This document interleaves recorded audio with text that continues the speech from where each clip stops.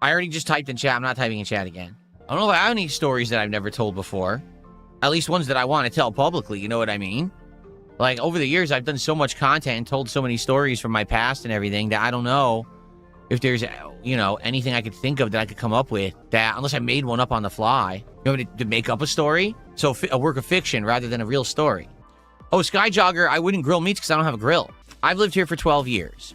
Washington State, that is, right? I'd say about 2 years ago, I was planning on finally buying a big grill. I wanted to get a grill for the backyard.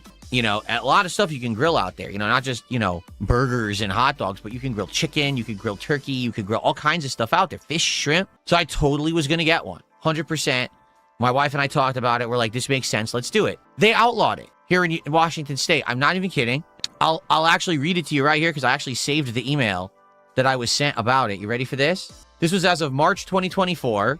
On March 15th, 2024, a new Washington State fire code went into effect, restricting the use of barbecues, grills, and other open burning devices on balconies or within 10 feet of combustible construction in apartments, condos, or other multi-resident buildings. For our units, this is primarily 10 feet from fencing in the building.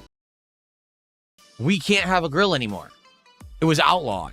Because how are you going to have a grill think about this, 10 feet away from anything combustible? So you would have to have 20 feet so that you could have a grill in the middle of your backyard, 10 feet away from everything in every direction. My backyard is like a rectangle. Would I be able to use it? Yes. Anyone could do it, as long as people don't fucking report you. You know what I'm saying? Like, I'm sure that there are people in my state who have grills in their backyard, and no one cares.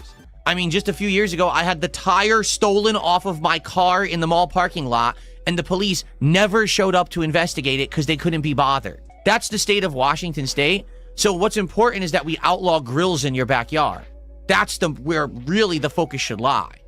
Smokers, you can do it all. Smoke, grill, braise. The flame is tiny and concealed in the machine and auto feeds pellets. Yeah, again, there's a flame. That's what they've outlawed. They literally said nothing with, no grills, nothing with flame in the backyard within 10 feet. Jaden says cruise holidays that go to multiple countries are fun. Yeah, my wife and I have done some research about that, and it seems very hit or miss. Those cruises, man, you're going to pay money to go on a cruise. You're going to be on a boat where there's going to be like good food, probably some drinks, some entertainment. You get nice views of the ocean. You're going to go to tropical places, right? So on paper, that sounds good until you actually start researching what these cruises really are. You go to dinner, you're forced to sit with groups of people at like big tables and have like talk with them. Now, I'm not saying, oh, don't talk to other people. You're antisocial. But if you're going on an expensive vacation, you probably want to spend time with your significant other. Why would you also want to be forced to spend time with other people who you don't know? And a lot of these places have that. And then what if they're obnoxious? What if someone's getting drunk and being stupid and now you're stuck with this person? And then you would say, oh, you go to the island and the island's going to be nice. It's a tropical paradise, right? No, the island is just a bunch of touristy shit. So you get off and all the locals are like, here come the suckers. Here, sell them this junk for $20 a pop. They say this is good food and it's actually frozen shit that we actually just push out and say it's like gourmet. For the record, there's also different kinds of cruises. There's not, everyone thinks, oh, a cruise, it's a tropical island cruise. Now, that is a lot of the cruises, but there actually are other kinds of cruises too, but people don't usually talk about the other kinds. So, maybe that would be something I would consider, as I get older. We'll see. I received an anonymous sub over on Kick. I guess I should bring that up again because I haven't recently. So on Kick, you can now anonymously gift subs and no one will know who gifted them whatsoever. It hides your identity. You know what it is?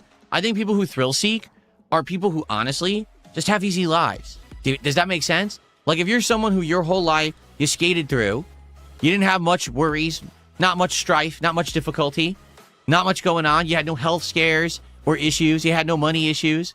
Well, you're bored. Well, now I need to skydive. I need to bungee jump. I need to do crazy shit that's risk-taking because there's no risk in my life and I want to feel a thrill, right? But if you're someone who's actually had stress, had things go on in your life that are messed up, and you're having, emotional turmoil, mental stress and things, you don't want more. Like, why would I want to cause myself more? I'm not stupid.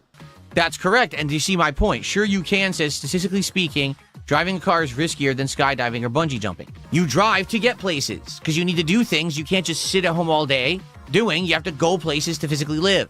So if I have to drive to the grocery store, if I have to drive to the doctor, if I have to drive to the regular store, if I have to go to a restaurant to have an experience of dining that I can't have at home, it's worth the risk to do those activities. I literally wouldn't just get in my car to drive for no reason. Why would I want to do that? I drive to go places to do things, not to just drive.